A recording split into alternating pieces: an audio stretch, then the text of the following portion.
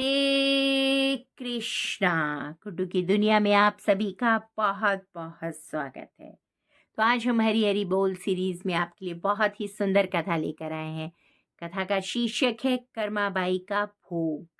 तो कथा प्रारंभ करते हैं। सुदूर उड़ीसा के जगन्नाथपुरी धाम में आज भी ठाकुर जी को सर्वप्रथम मारवाड़ की कर्माबाई का भोग लगता है। मारवाड़ प्रांत का एक जिला है नागौर। नागौर जिले में एक छोटा सा शहर है मकराना। यूएनए के मकराना के मार्बल को विश्व की ऐतिहासिक धरोहर घोषित किया हुआ है। ये क्वालिटी है यहाँ के मार्बल की। लेकिन क्या मकराना की पहचान सिर्फ वहाँ का मार्बल है? जी नहीं।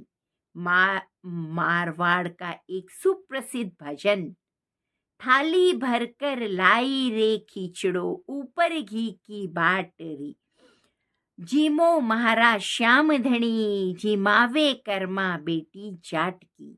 माता पिता महाराज तीर्थ गया ने जने कद वे आवेला, जीमो महाराज श्याम धनी थाने जिमावे कर्मा बेटी जाट की। मकराना तहसील में एक गांव है कालवा।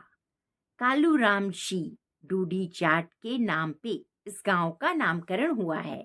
कालवा में एक जीवन राम जी डूडी जाट हुए थे। भगवान श्री कृष्ण के भक्त जीवन राम जी की काफी मन्नतों के बाद भगवान के आशीर्वाद से उनकी पत्नी रत्नी देवी की कोख से वर्ष 1615 एडी में एक पुत्री का जन्म हुआ था जिसका नाम रखा गया था कर्मा। कर्मा का लालन पालन बाल्यकाल से ही धार्मिक परिवेश में हुआ था। माता पिता दोनों भगवान श्री कृष्ण के अनन्य भक्त थे। घर में ठाकुर जी की मूर्ति थी जिसमें रोज भोग लगता था, भजन कीर्तन होता था। कर्मा जब 13 वर्ष की हुई तब उसके माता पिता कार्तिक पूर्णिमा स्नान के लिए समीप ही पुष्कर जी गए। कर्मा को साथ इसलिए नहीं ले गए कि घर की देखभाल, गाय भैंस को दूहना निरना और कौन करेगा। रोज प्रातः ठाकुर जी को भोग लगाने की जिम्मेदारी भी कर्मा को दे दी गई। अगले दिन प्रातः नन्ही कर्माबाई ने ठाकुर जी को भोग लगाने हेतु खिचड़ी बनाई। बाजरे से बना मारवाड़ का एक शानदार व्यंजन और जिसमें खूब सारा गुड़ व घी डाल के ठाकुर जी को भोग लगाया जाता है। कर्मा, ल्यो ठाकुर जी, आप भोग लगाओ जब तक मैं घर का सारा काम कर लूं। कर्माबाई ने कहा, ठाकुर जी आप भोग लगाइए, तब तक मैं घर का सारा काम निपटा लेती हूँ। कर्मा घर का काम करने लगी। वह बीच बीच में आके चेक करने लगी कि ठाकुर जी ने भोग लगाया या नहीं लगाया। लेकिन खींचड़ा जस का तस पड़ा रहा। दोपहर हो गई। कर्मा को लगा कि खींचड़े में कोई कमी रह गई होगी, तो बार बार खींचड़े में घी और गुड़ डालने लगी।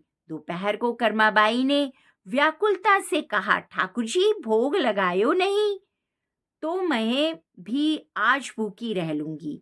जब आपने भोग नहीं लगाया तो मैं भी आज भूखी रह लूंगी। शाम हो गई, ठाकुर जी ने भोग नहीं लगाया। इधर नन्ही कर्मा भूख से व्याकुल होने लगी और बार बार ठाकुर जी की मनुहार करने लगी, भोग लगाओ भोग लगाओ। नन्ही कर्मा की अरदास सुन के ठाकुर जी की मूर्ति के साक्षात भगवान श्री कृष्ण प्रकट हुए और बोले, कर्मा तुम्हारे पर्दो तो करियो नहीं, मोहे भोग क्या लगा तो। कर्मा तूने हमें पर्दा तो करा ही नहीं, तो मैं कैसे भोग लगाता। कर्मा बोली, ओहो इतनी सी बात तो थे आप तन्ने तड़के ही बोल देते। अगर इतनी सी ही बात थी तो आपने मुझे सुबह ही क्यों नहीं बोला। कर्मा अपनी लुगड़ी ओढ़नी की ओट पर्दा करती है और हाथ से पंखा झिलाती है। कर्मा की लुंकड़ी की ओट में ठाकुर जी खींचड़ा खा के अंतर ध्यान हो जाते हैं। कर्मा का ये नित्य क्रम बन गया। रोज सुबह कर्मा खींचड़ा बना के ठाकुर जी को बुलाती। ठाकुर जी प्रकट होते, वह कर्मा की ओढ़नी की ओट में बैठकर खींचड़ा जीन के अंतर ध्यान हो जाते। माता पिता जब पुष्कर जी से तीर्थ के करके वापस आते हैं तो देखते हैं गुड़ का भरा मटका खाली होने के कगार पे है। पूछताछ में कर्मा बताती है, मैं नहीं खायो गुड़, ओ गुड़ तो महाराज ठाकुर जी खायो। माता पिता सोचते हैं कर्मा ही ने गुड़ खाया है, अब झूठ बोल रही है। अगले दिन सुबह कर्मा फिर खिचड़ा बना के ठाकुर जी का आवाहन करती है तो ठाकुर जी प्रकट होके खिचड़े का भोग लगाते हैं। माता पिता यह दृश्य देखते ही अवाक रह जाते हैं। देखते ही देखते कर्मा की ख्याति संपूर्ण मारवाड़ राजस्थान में फैल गई। जगन्नाथपुरी के पुजारियों को जब मालूम चला कि मारवाड़ के नागौर में मकरना के कालवा गांव में रोज ठाकुर जी पधार रहे हैं और कर्मा के हाथ का खिचड़ा जीमते हैं, तो वो कर्मा को पुरी बुला लेते हैं। कर्मा अब जगन्नाथपुरी में खिचड़ा बनाती है और ठाकुर जी के भोग लगाने लगती है। ठाकुर जी पधारे, वह कर्मा की लगुड़ी ओट में खिचड़ा जीम के अंतर ध्यान हो जाते। बाद कर्मा बाई सा का जगन्नाथपुरी में ही देहावासन हो गया। उसके बाद जगन्नाथपुरी में ठाकुर जी को नित्य 6 भोग लगते हैं। इसमें ठाकुर जी को तड़के प्रथम भोग कर्माबाई रसोई में बना खिचड़ा आज भी भोग लगता है। जगन्नाथपुरी में ठाकुर जी के मंदिर में कुल 7 मूर्तियां लगी हैं। 5 मूर्तियां ठाकुर जी के परिवार की हैं, एक मूर्ति सुदर्शन चक्र की है और एक मूर्ति कर्माबाई सा की है।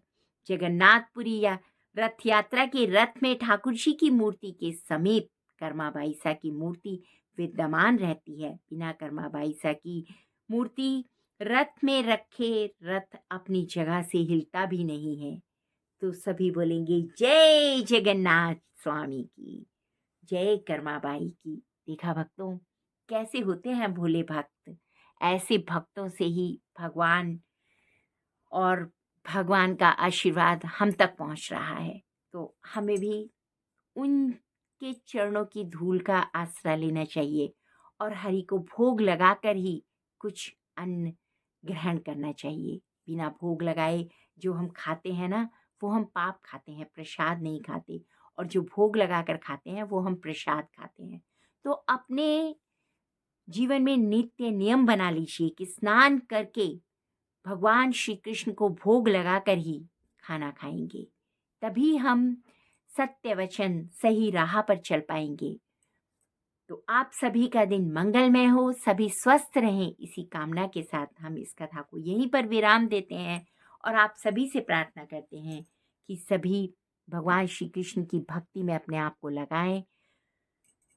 धन्यवाद। अगर आप सभी को कथा अच्छी लगी हो तो कथा को लाइक, सब्सक्राइब और शेयर करना ना भूलें।